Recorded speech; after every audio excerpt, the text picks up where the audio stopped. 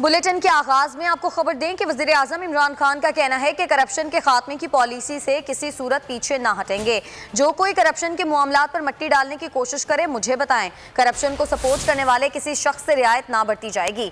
वजीर आजम इमरान खान ने public accounts committee में शामिल हुकूमती अरकान को हिदायत कर दी। जराए के मुताबिक वजीर आजम इमरान खान का कहना था कि आप सब सीनियर सियासतदान हैं, आपसे करप्शन से मुतालिक मामलात सामने लाने की तवक्को है। साबका हुकूमत की करप्शन के केसेस को मंजर आम पर लाया जाए।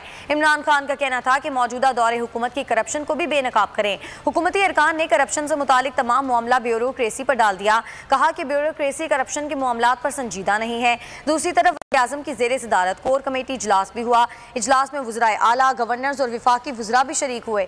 वज़राए आला खैबर पख्तूनख्वा और पंजाब ने कोर कमेटी को बल्दियाती इंतखाबात से मुतालिक ब्रीफिंग दी। कोर कमेटी में जर्नलिस्ट प्रोटेक्शन बिल पर भी गुफ्तगू की गई।